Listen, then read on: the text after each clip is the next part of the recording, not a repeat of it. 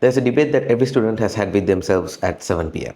Do I cook instant noodles again to save money, or do I order food, save time, but feel guilty about the delivery fee? I thought delivery subscriptions like Uber One or Dash Pass were a luxury. I thought paying a monthly fee just to buy more food is a scam. But about 2 years ago, I ran a little experiment. I subscribed to Uber One, and spoiler alert, I have never unsubscribed since. So after about 2 years of ordering, I'm going to show you the real math. So we're going to look at the financial return on investment, the psychological traps the app sets for you, and the hidden tools inside the subscription that actually justify the cost. First, let's look at the raw cost. In Sri Lanka, the subscription is about 600 rupees or roughly $2. In the US, it's $9.99 a month. So the break-even fee is surprisingly universal. A single delivery fee is typically 30% of the subscription cost. So if you order 3 times a month, you typically break even. That's my rule of 3. Over the period that I have had this subscription, running those numbers for my own life, the sheer amount I saved on fees alone paid for the annual membership so many times over that even when I looked at it to make this video, I myself was blown away. If you walk down the street and found 15,000 rupees on the floor, you would pick it up. By not having this subscription, you are effectively leaving that money on the floor. It's a common misconception that this subscription is to be used for ordering Pizza Hut or Burger King. But something that people tend to overlook is that you can even order groceries using this. We all know the pain of going to Keels or Cargill's at 6 pm. It's crowded, the lines are long, and it takes an hour just to buy milk and eggs. Uber One gives you 0 rupee delivery on grocery orders over 1,600 rupees. That's the magic number. Now, for students who live at home, this is not really a big deal because most of the time your mom or your dad does the shopping, and even at my house, that's how it works. But if you were, let's say, living in a boarding and you're from somewhere far away and you are here for uni, this is really a game changer. Think about how much you would pay for a tuk to go and come back to one of these supermarkets. Now, by ordering through Uber Eats, you're effectively spending 0 on the delivery cost or transportation cost, saving so much time by not staying on a checkout line, and potentially saving yourself another pair of clothes as well, because if it's raining or something outside, you'd have to wash them again. That's at least an hour that you save yourself. Now, if you're a creator or a small business owner, Uber Flash is something that you could definitely make use of. This allows you to send packages, documents, product samples, or even a forgotten charger to someone else in the city instantly. As an entrepreneur, you could use this to send samples to clients. As a creator, you could use this to get equipment or gear from a friend. And as a student, you could use this to send some of your notes to a friend somewhere else in the city if an exam is coming up. The use cases go on. And you can also benefit from Uber credits, which I will touch on in a bit. Let's also talk about something that we don't value enough until things go wrong. When you're rushing to an exam or a client meeting, you cannot afford a cancellation. With Uber One, you get matched with top-rated drivers. These are drivers with high ratings who know the roads and have cleaner cars. And also, for a student going home late from uni, a safe ride is peace of mind. Knowing you're in a car with a top-rated driver adds peace of mind. Another thing to touch on is late delivery credit.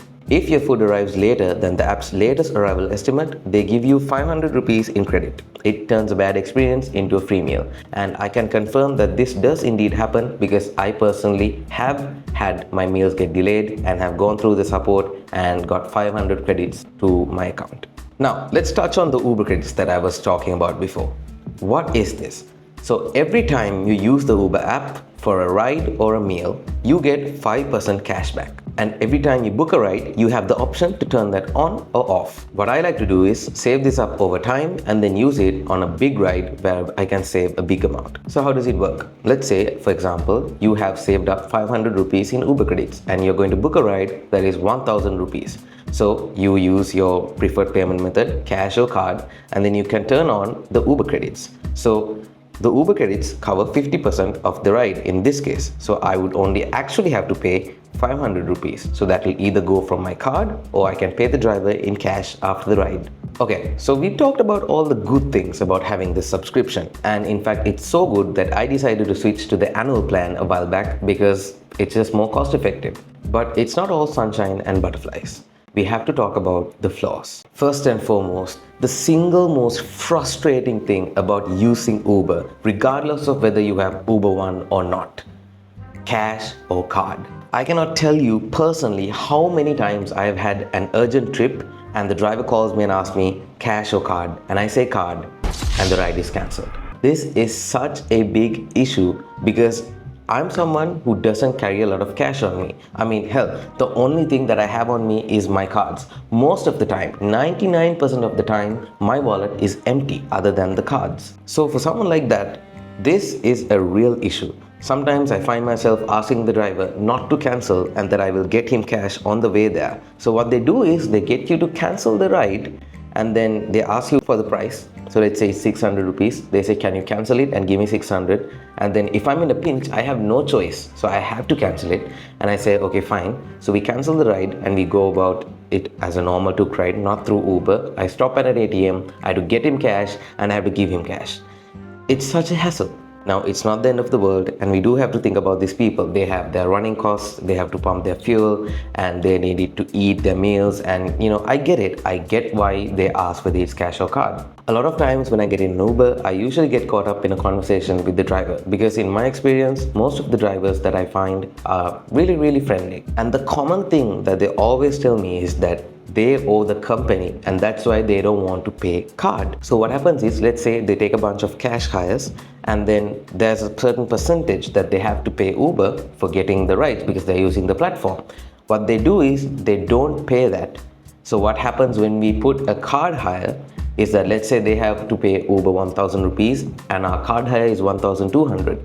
1000 gets deducted to that Uber balance that they have to pay Uber, and what actually hits their account is 200 rupees. There's a bit more to it, but that's how it works in the simplest terms. So I'm not going to sit here and rant about it any further because it's not really going to fix anything, but it is a common issue that this platform has. But sometimes, to my luck, mostly if I order a car, they're really not bothered whether it's cash or card. It happens most of the time if I order tuk, and that's pretty common, not just for me. Another issue is that you actually have to order above a certain price range to get the delivery fee waived off, and that price is 900 rupees. So if you order something for 899 rupees, you typically have to order something else to get the delivery fee waived off. So I have found myself ordering things that I actually don't want just to get that delivery fee waived off. It's not to say it's all bad, but that's something to keep in mind because these companies will make sure to price it just in a way that you have to add something else to make sure that delivery fee is waived off.